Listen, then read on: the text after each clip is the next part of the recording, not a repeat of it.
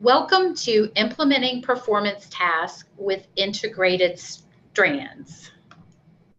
I'm Kendall Hunt, the Middle School English or Literacy Specialist in Henrico County. And my name is Caitlin Yocum, a literacy coach with Henrico County. We are here to share with you our journey with performance tasks. This was a Henrico initiative during the 2020-21 school year.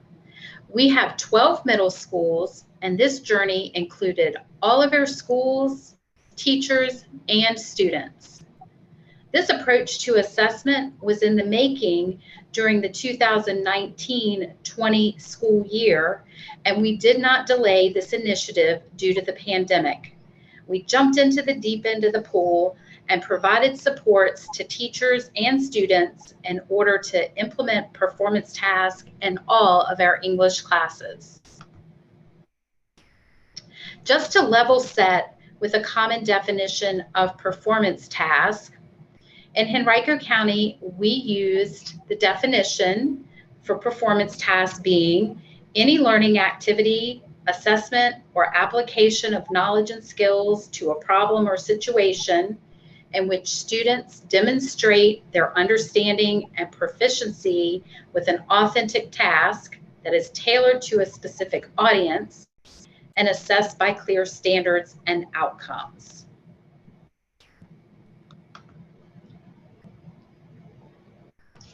Our rationale for performance task was multi-layered. We have the Henrico Learner Profile, which was Henrico's response to the Virginia Department of Education's profile of a graduate. The learner profile in Henrico comes from and is connected to deeper learning, wherein our students are asked to have attributes being critical thinker, quality character, communicator, global citizen, collaborator, and creative thinker. We want to provide instruction that enhances all of these attributes of all of our learners. We also wanted our students to have the opportunity to apply their learning in an authentic context. We wanted the middle school experience to prepare students for high school. Our high school students are already engaging in performance tasks as they build their writing portfolios for their verified credit. Our superintendent has included balanced assessment as part of our strategic plan. It was our intention to create common assessments for our students in a way that supported leadership's vision of balanced assessments.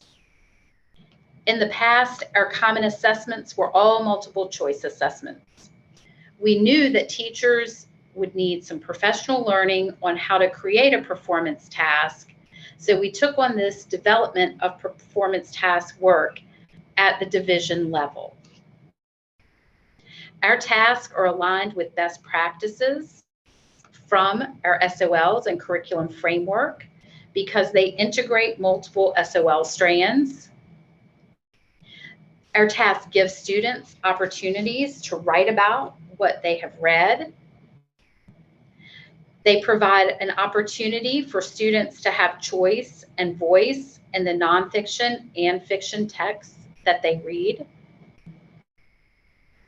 Teachers use common themes or topics to have students read paired text and compare and contrast what has been read. As you can see, these tasks benefit our students in many ways.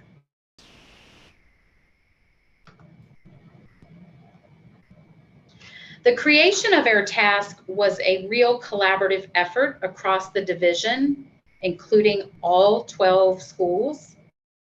So teams of stakeholders worked together to create our performance task. It was important to give teachers voice in the process, so each of the 12 middle schools had at least one representative on the design teams for our performance task. It was important that these participants represented our department chairs, our teachers, and our literacy coaches in order to create buy-in at each school. Our exceptional education specialists worked with us to make sure our task had multiple access points and scaffolds for students with disabilities. Because our IB students participate in common assessments, it was important to include IB, our International Baccalaureate Program, teachers and specialists in order to align the work with these themes and expectations with IB programming. The collaborative effort contributed to our success and overall success in implementing our performance task because each task was created with multiple perspectives. This representation allowed for all students' needs to be considered when designing and implementing the task. We had more buy-in at the school level because there was someone at each school who could speak to the process and answer questions about the task. And our process really gave everyone a voice and valued teachers' creativity.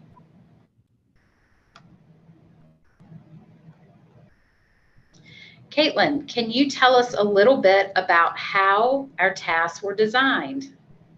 Sure. We used the backwards design model to create our curriculum.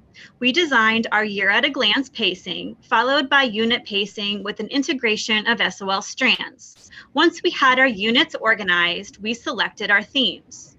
With our unit standards in mind, we created a performance task that reflected our goals and objectives.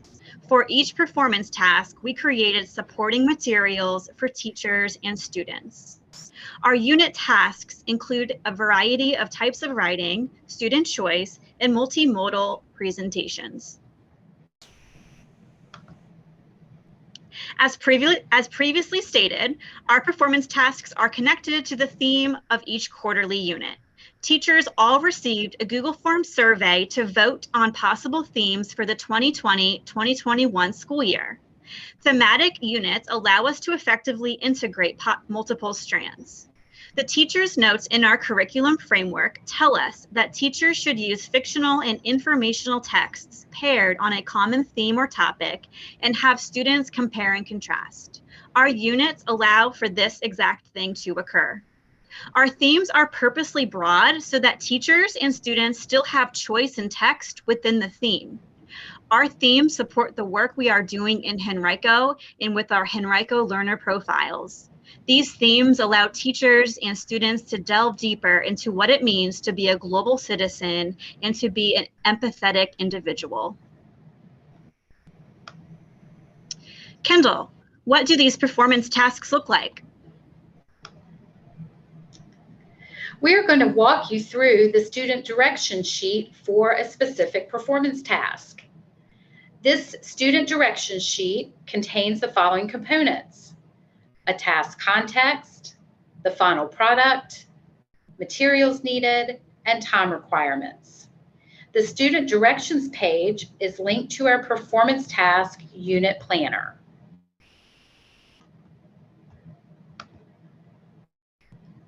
Each task begins with a task context to orient students.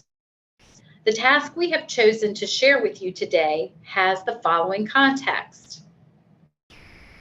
Throughout our lives, we all face problems, conflicts, and challenges, big and small.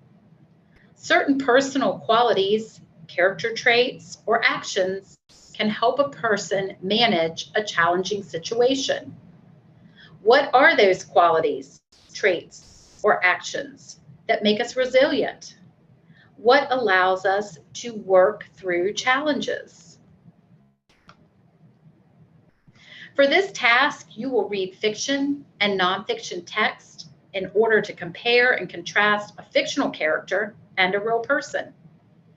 You will use text evidence to identify a quality, trait, or action shared by the character and real person that was used to overcome a challenge. You will explore this quality, trait, or action and use it to create your presentation. As you compare and contrast the character and the real person, think about how they exhibit the quality, trait, or action in similar ways. Also think about how they may exhibit the quality, trait, or action in different ways. Maybe your character and real person are both courageous. Is one outwardly courageous and bold in his or her actions? Does the other character or person show courage as they face everyday tasks? Do other elements influence how the character or person exhibit the quality, trait, or action? So the task context is included to create an authentic experience that is relevant to students' lives. This task is connected to our 6th grade theme of overcoming challenges. However, this theme and task could be completed at 6th grade, 7th grade, or 8th grade. We have connections to our Henrico learner profile within our task. This task specifically highlights critical thinker because students have to think critically about the paired text they are reading to synthesize their thinking and ideas. Students have to think beyond both texts to create new thinking about the fictional character and real person. We also focus on global citizenship because our students are encouraged to read a wide variety of diverse texts that provide windows to many different perspectives in our ELA instruction. This task also requires students to hone their communication skills. Students have to determine the best way to communicate their ideas about the character and real person in their final presentation. This task also has connections to our curriculum framework, teacher notes, in that this task allows teachers to use fictional and informational texts that are paired on a common theme.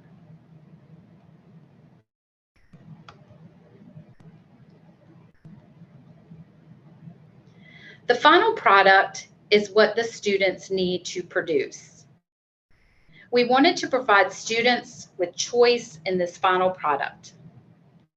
The multimodal options provide opportunities for staff and faculty collaboration as they support students with their final product development. In this instance, our final product will be as follows.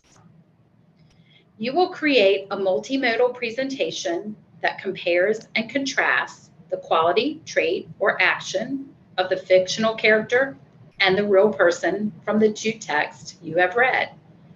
Be sure to include evidence from each text to support your thinking about how these characters faced and overcame challenges. Multimodal presentation options include a TED Talk, a podcast, a slideshow, an infographic, or a video. Students may also see their teacher if they have another idea for the format of the presentation. So Kendall, what structures are in place that support students throughout this process? We have been on a journey to implement the reading writing workshop model for 4 to 5 years now. The workshop model acknowledges that students will be moving through the performance task process at different rates. They will also require differentiated supports to complete their task. In order to support students, teachers enlist the support of other school staff such as the librarian, innovative learning coach, that's our instructional technology coach, possibly the art teacher, or others that have specialized skills to support students in the creation of their final product. Teachers also use reading and writing conferences to meet with students to help them navigate the performance task. Are students given a text to use for this performance task? Students are not given the text that they need to use. Students have choice in the text that they use for their performance task. However, in some instances, it is important for teachers to guide this choice or provide a menu of choices for students. These choices should be based on students' interest. Teachers can utilize interest surveys to guide their choice and in text selections. We know that one novel or text pairing does not meet the needs of all of our students. Therefore, it is important to provide choice for engagement. Choice also makes the task more relevant to students.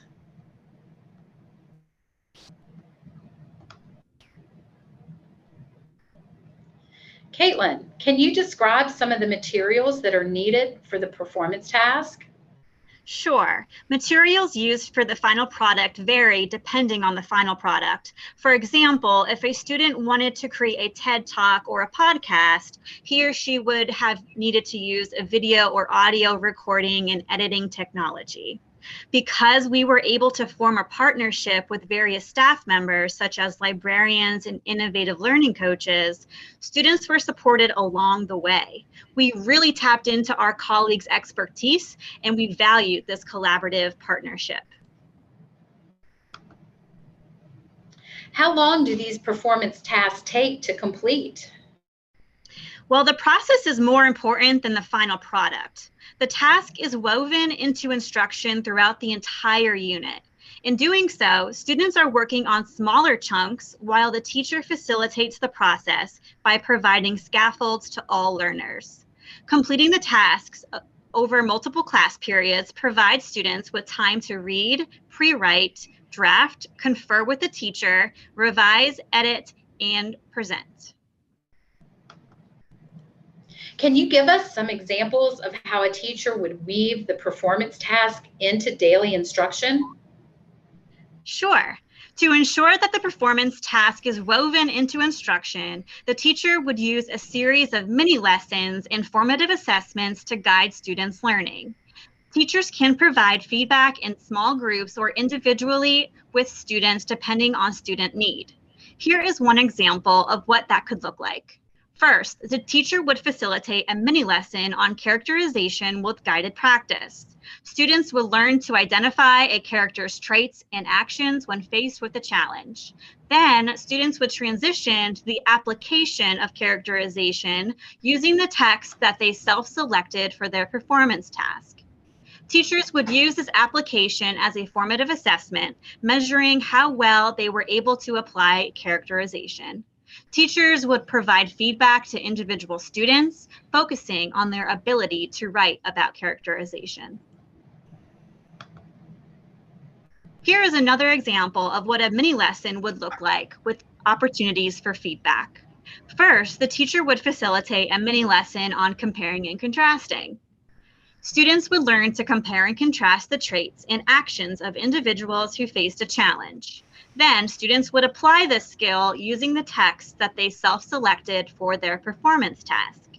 Teachers would use this application as a formative assessment, measuring how well they were able to compare and contrast. Teachers would provide feedback to individual students, focusing on their ability to compare and contrast through writing.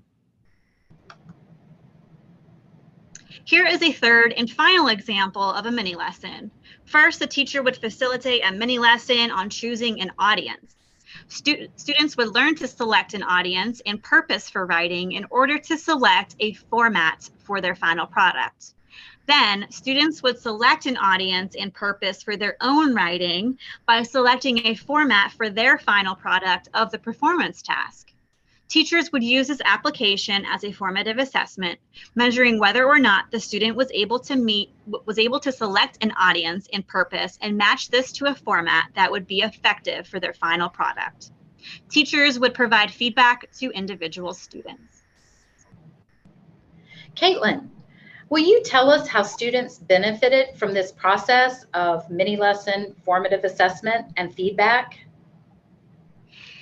Because teachers are providing feedback throughout the process, students are able to make the needed revisions. When teachers provide feedback along the way, they have an understanding of each student's work prior to the submission of the final product.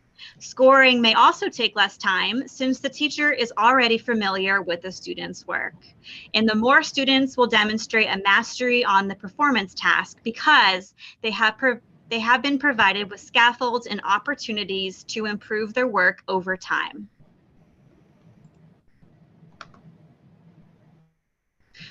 So Kendall, how are performance tasks scored? We decided to use single point rubrics that were standards based for these performance tasks.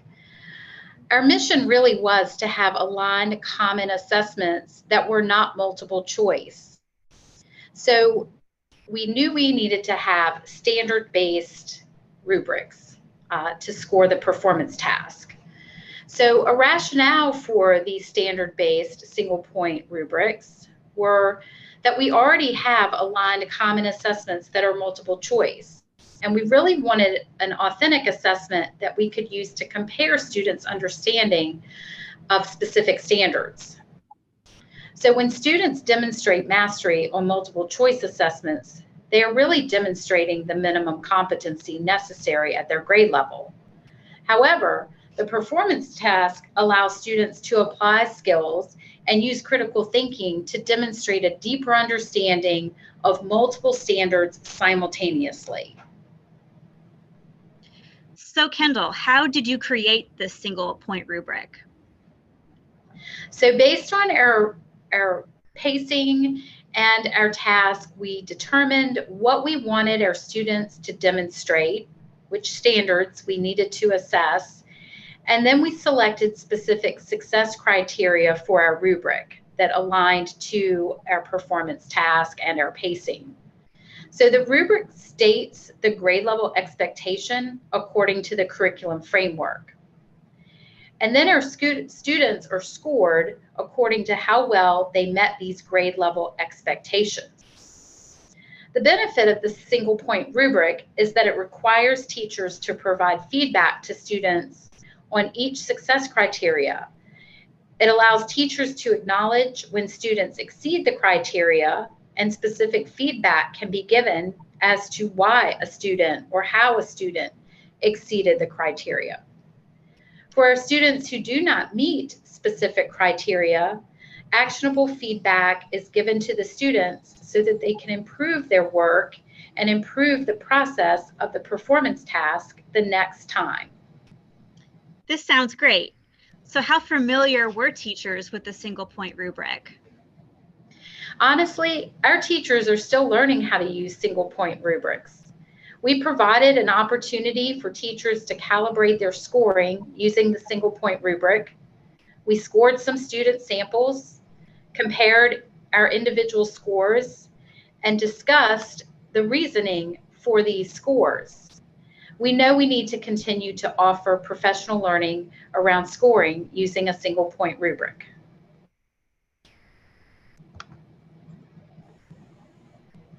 As you can see, our single point rubric reflects an integration of the SOL strands. The rubric for this task integrates communication, where students are creating and delivering a multimodal presentation. In reading, they're comparing and contrasting fiction and nonfiction. And in writing, they're pre-writing and they're drafting, and their draft will lead to that final multimodal product. Students have choice within each strand. They have choice in communication in what type of presentation they choose to create. They have choice in reading, where they can choose with teacher support their fiction and nonfiction text. And they have choice in writing because different modes of writing will prepare them for their final product. Students apply reading and writing skills when creating the multimodal presentation. So while the presentation is the final product, several reading and writing standards must be mastered in order to produce an effective product. Students are learning how to use their reading and writing skills for real-world experiences, such as how do I write to plan a TED Talk? or just talking in front of an audience? What type of writing do I need to create to end up making a podcast or an oral presentation? Students use writing skills as they develop a video, using storyboards to plan work, selecting images and sound to convey meaning. So Caitlin, since performance tasks were new to most English teachers, what supports were available to them? Well, as you just mentioned, performance tasks were new to our teachers, so we felt that we needed additional supports. We provided teachers with a task launch presentation, which outlined the task, context, and final product. We created unit pacing to include all components of the task. These included sample lesson plans that teachers were able to use. We included a student planner, which teachers used for formative assessments. We created a final product exemplar so teachers could see what the final product could look like. And we also provided possible specially designed instruction to support students with disabilities. Not only did we have supports for teachers, we also had supports for students. Students used the planner as a guide for completing the performance tasks. This helped students with organization and served as a pre-writing tool. Students were also provided with exemplars so that they could see what their final products could look like. Teachers used specially designed instruction to support students with disabilities throughout the process.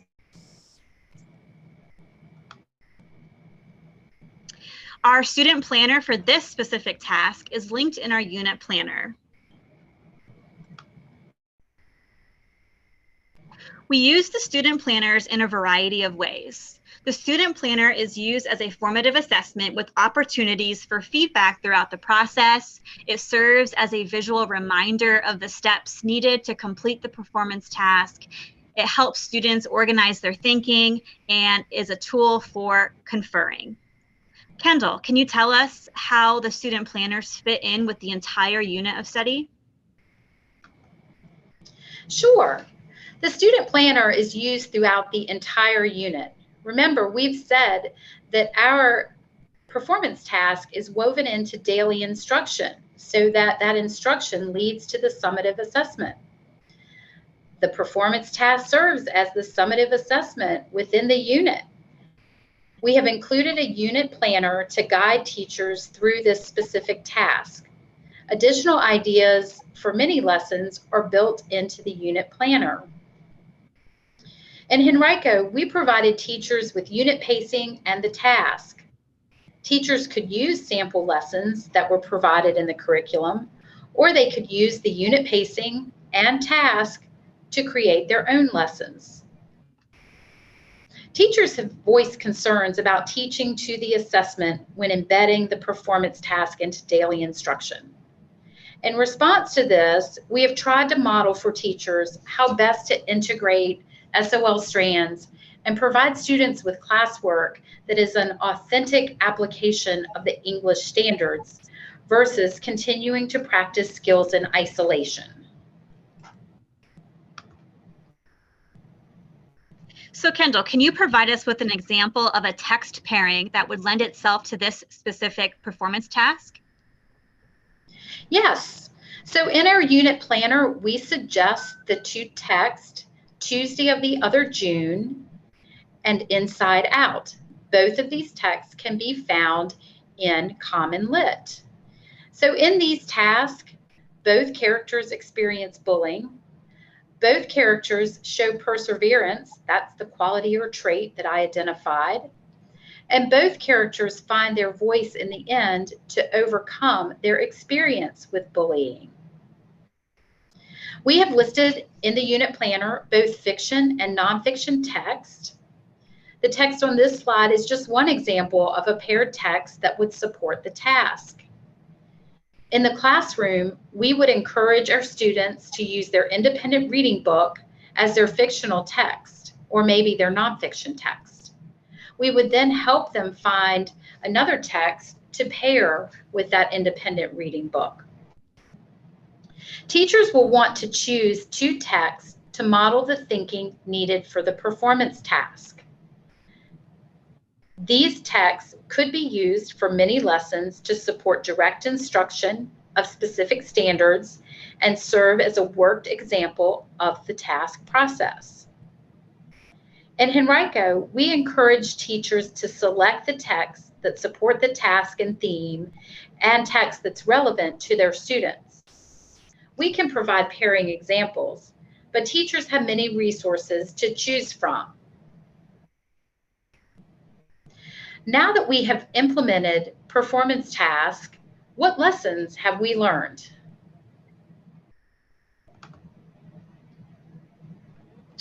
Well, we learned a variety of lessons. First, we learned that students did very well when given a choice in final product.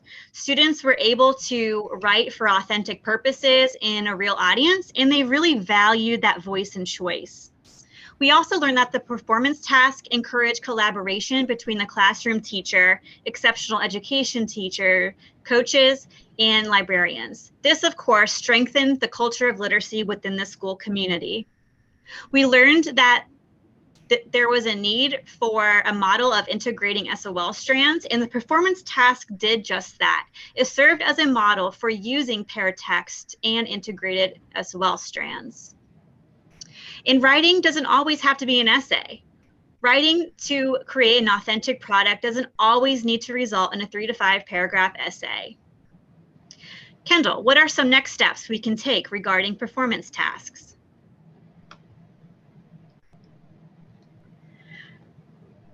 So we have learned a lot in this process. One thing that this process has highlighted is our students' weakness in some basic writing skills. So we have been working to plan for intervention and remediation to support students' writing skills. We've also learned that our final products need to be revised to reflect additional student choice and multimodal options. Because as Caitlin said, that choice and final product being more of a multimodal presentation is really what interested our kids. So the task that we have shared with you today originally required an essay and not the multimodal presentation, but we've already revised this task to make it more engaging and relevant to our students when we use it next year. We have provided many supports for teachers since this was our first year with division-wide performance task implementation in our English classes. So we know we need to continue to build capacity in our teachers to implement instruction that supports the task. We really need to help them understand the how and the why of weaving the performance task instruction into daily instruction. So we have planned additional professional learning for this summer. We know that our journey with performance task is not over. We have a lot to learn about implementing, scoring, and supporting all of our students as they complete the performance task. In reflecting and putting this presentation together, we realized, also after participating in a VDOE webinar on how to support our EL students in the English classroom, that we really needed to collaborate with our EL specialists and teachers as we revise our performance task.